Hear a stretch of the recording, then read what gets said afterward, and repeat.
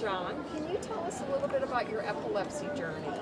Yeah, so we were diagnosed with FOXG1 syndrome when Emily was a year old. At the time, they really didn't have any information on it, but the one thing that we did know were seizures were inevitable. Okay. And with her genetic mutation, the parent studies said that it should be the onset around 12 months to 18 months. Okay. 15 months on the dot, she had her first seizure. Wow. Luckily, her neurologist at the time was like, okay, because we know they're coming, here's what to look out for, here's what to do, and here's the plan that I have when they develop. Okay. So we were very prepared when they happened. Here's the steps that we needed to take. We ended up having to go to the hospital for emergency medication because she had developed clusters right off the bat. Okay.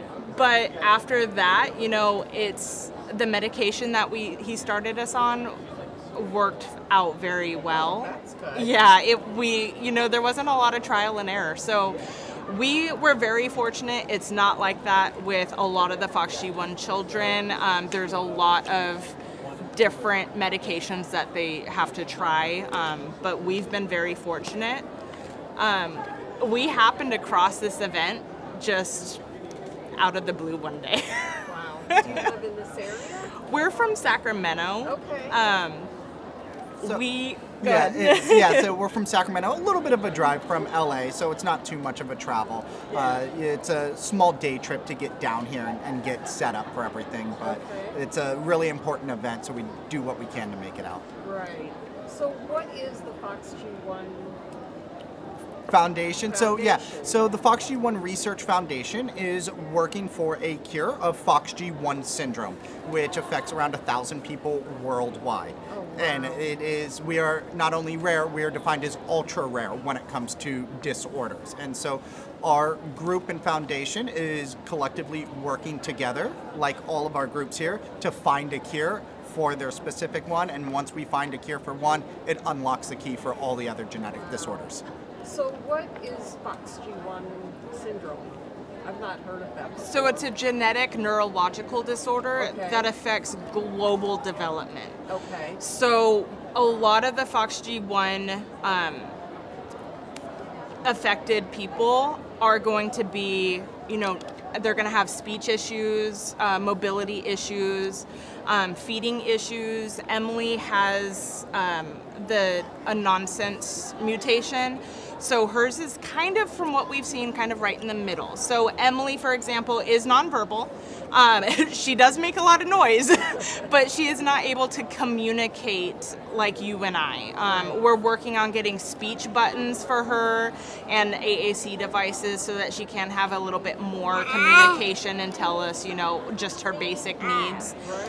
She's non-mobile, so she does have to use a chair and she needs 100% support. She's not able to sit up on her own. Okay. And then she also has feeding difficulties. She decides that she doesn't want to chew and that she's just going to swallow, but she tends to inhale instead of swallowing appropriately. So we do have a G-tube for her, which is her main nutrition. She does nothing by mouth. That was her choice, and she has enough difficulties and therapies that we work with that in this instance we're happy that she's content with how her feedings are going. Yeah. But she's kind of, I wouldn't say typical because there's such a large range.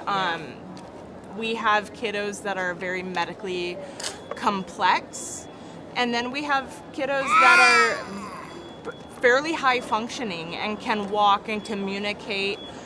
So there is a very large range. Even though there's small of us, it's a very diverse community. Right. Did you start this foundation yourselves? No, we did not. We, joined the Facebook page. How we got involved with advocating for the foundation is I posted on our Facebook page and just going, hey, we're going down to LA for the Epilepsy Awareness Day at Disneyland.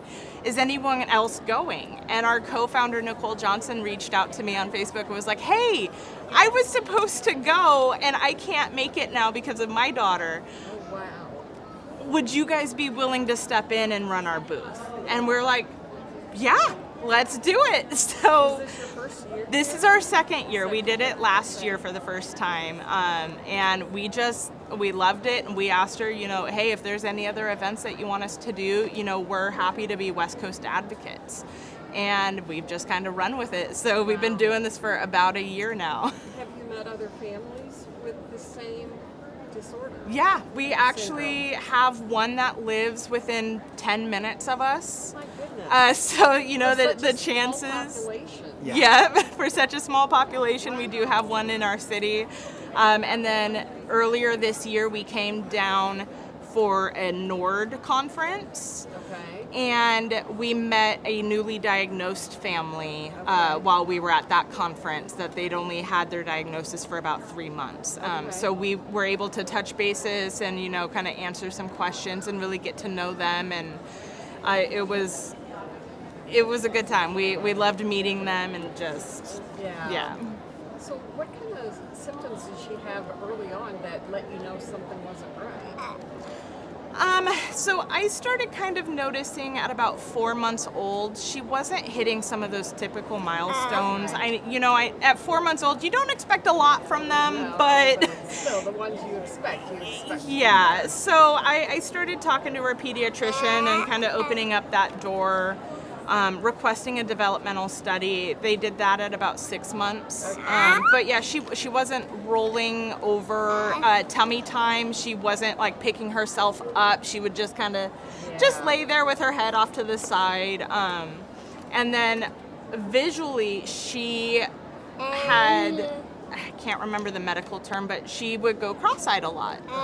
And so she did require glasses. Luckily, her development has been able to correct her vision, so she doesn't require glasses at this time.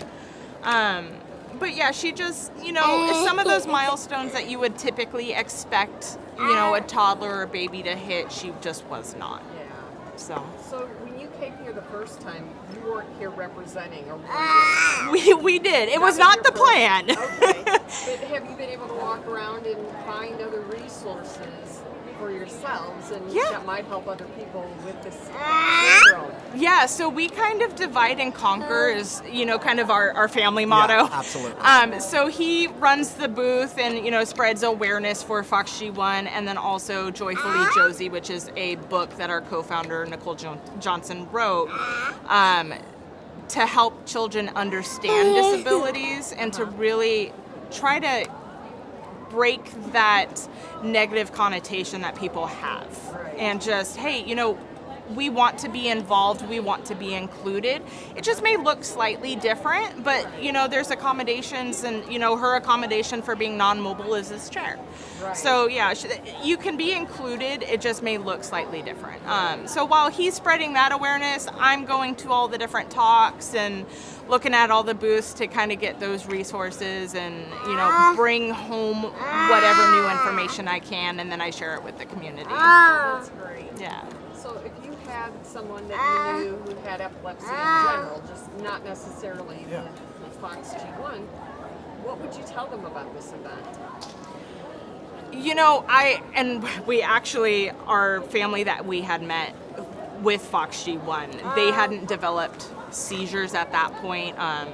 And we told them about it, and we're like, hey, even if you guys are not in the epilepsy community yet, it would be good just to kind of get that base knowledge so that if it comes about, which we hope it doesn't, but if it comes about, you guys are a little bit more prepared. Yeah.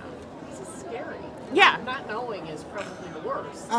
Absolutely. If we didn't have our seizure action plan developed, it would have been a lot more traumatizing experience for us as a family. Right. But having that plan, having it set, And tools that we got from here helped us generate a new plan and adjust our plan so we're better prepared for if and when the next one happens. That's wonderful. Yeah. So when's she last had a seizure? Has it been a while? Or, I mean, is she pretty well controlled? We're doing very well. We had a small cluster recently in September, but she went seizure-free from Epilepsy Awareness Day last year all the way up to September. And so, unfortunately, we did have a cluster of seizures during Epilepsy Awareness Day inside the park last year before our photo.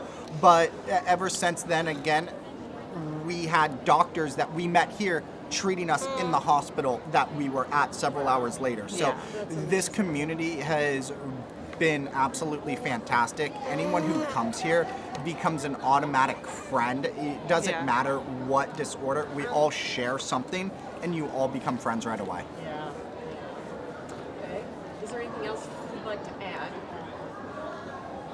I mean, not that I can think of. I mean, it's just, I'm so glad that they put this out each year, and it's just, I genuinely hope it continues. Absolutely. It really Yeah, is. no, every time we ask who's going to EADDL, we always get people saying, what is it? And then we get to teach them what this conference is about. And they're like, oh my gosh, that's amazing. I can't wait to go. such And a so, need. it's great. And, you know, it's really about getting the information out there for everyone because it will help somebody somewhere.